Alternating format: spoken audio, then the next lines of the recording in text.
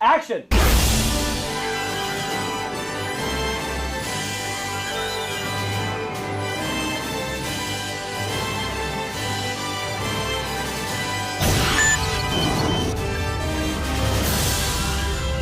Frozen is an episode that takes us back up to the Antarctic.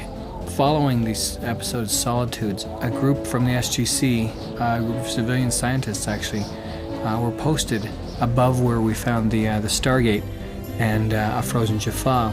Briefly, what happens is that we start out with a conversation about the fact that this project may be being shut down. And in come two scientists that have been out on the ice saying, hey, guess what? We found something else, which then brings SG1 up to the Arctic. One of the reasons that they're there is because what they found may be something that has to do with the ancients. So up comes SG1. As we get there, they find that the scientists have pulled whatever it is out of the ice, and the ice block is sitting in the lab. We thaw the ice, and there's a woman in there, and she's alive. I got a cortical response. Sam, I need your help. Let's go. What's going on? Electroencephalogram. It measures brainwave activity.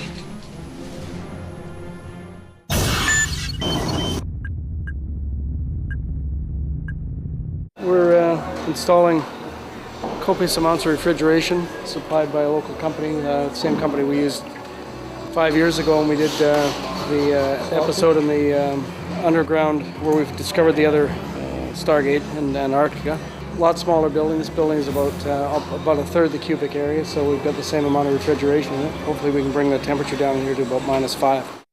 You might want to leave your coats on. We're keeping the quarantine lab below freezing to maintain the specimen.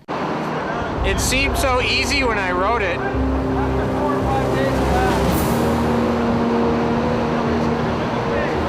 Well, we have to turn the refrigeration off when we're rolling, of course, because of the noise, interior noise here, and just try and keep the doors closed, keep the temperature down as much as we can, keep the outside air from coming in, especially on a day like this when it's like summer conditions outside. How's the cold working for you, Rick? The what? How's the cold working for My you cold? in the Oh, studio? I mean this cold. The cold that you've tried to make here? Please. Minnesota boy, born and bred. That storm is headed our way. The day I was born, it was 49 below zero. Swell the violins. Thank you. So this is nothing. I'm getting nothing out of here. Sweet. It's hot, I'm sweating. I'm dying here. Because snowmobiles are made to run on snow, the ones we're using have plastic skis with carbides on them, so you can run them on cement, doesn't hurt anything. They're propelled by a rubber track. So you can run them on this type of floor on cement or anything, but you can't steer them very well. So we're putting inline roller skate wheels inside the skis so that you won't see them on camera, but you'll be able to run them and steer them on the floor. He ducked when he went out.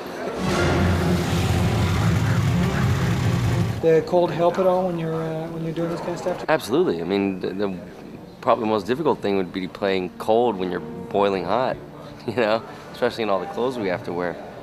But yeah, it definitely helps. The more realism that you can get, the better.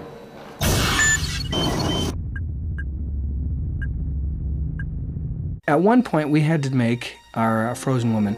We had to put her into an ice block. And we went over and over and over on how we were going to do this. And finally we decided, okay, we're going to put her into a block that looks like ice. We actually had to put Anna into a block that was acrylic. We didn't use an ice block for her. Because acrylic has to be pre-cut, what we ended up doing was molding a head cast for her. See you on the other side. This is a really long process to mold a head cast for somebody, and it's really uncomfortable for the actor. Imagine being claustrophobic and having this pink goo poured all over your head, and they let it sort of seep down across your face so that it folds into all the curves. And then they pour more and more and more until you've got this big pink plastic or plaster thing on your face and on your head. The reason all this had to happen, believe it or not, was to put her, to mold her face and part of her body into the acrylic and to get a perfect fit. The reason it had to be fitted as perfectly as it did was because when we do the reveal, when we lift back the clothing over her face, it has to look like she's still partly frozen in this thing. And I've done shows before where you try and put people into ice and it just doesn't work. It doesn't look real. She is remarkably preserved.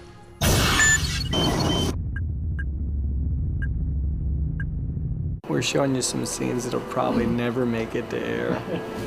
The Antarctic plate wasn't covered by a glacier back then. It wasn't even at the South Pole. Well, the gate didn't necessarily originate there. It could have been moved from another planet at any point in time, but that's what we need to try and determine. How? It's not that hard. Jesus. Well, you've read all the reports, Major. If this latest lead turns out to be... It's something.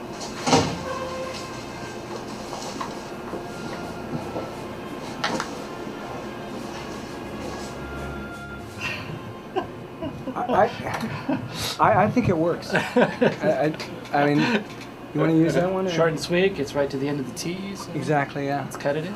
I think that works, okay.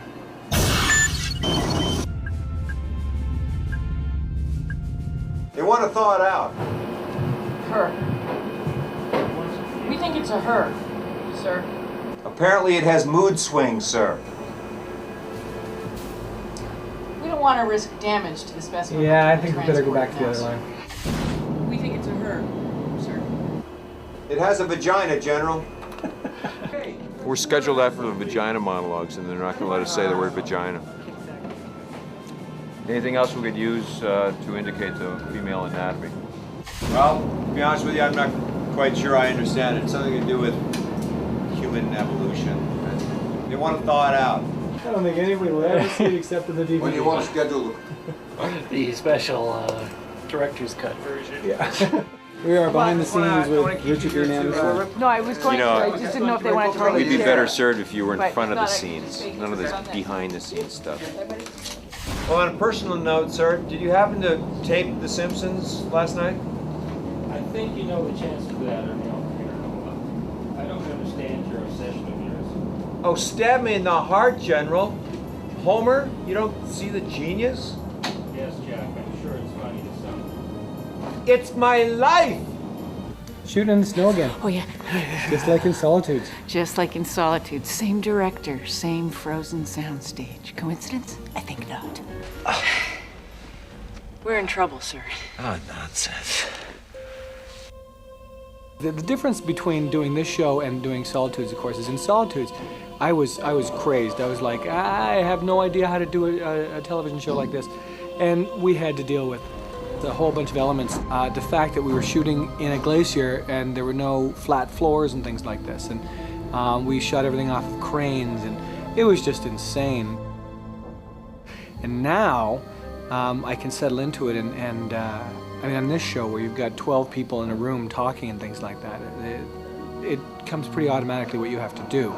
Now it becomes much more about telling the story and telling it in the most effective way. Could somebody bottom line this for me?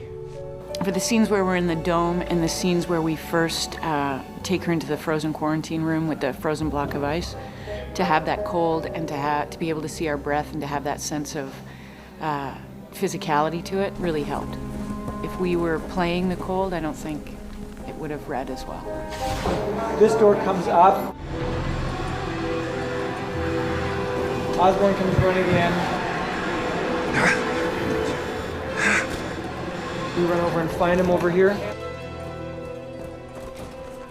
And then when the guys leave, they go out this way, take off that way. We stay back on Carter. We land on Carter back in here. We don't watch them exit beyond the tunnel.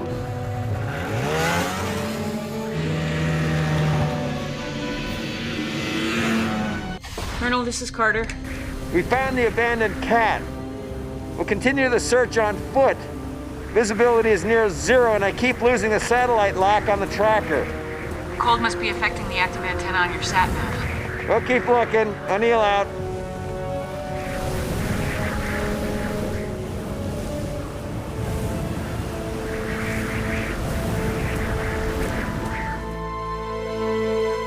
I love working with Amanda and hate working with everybody else.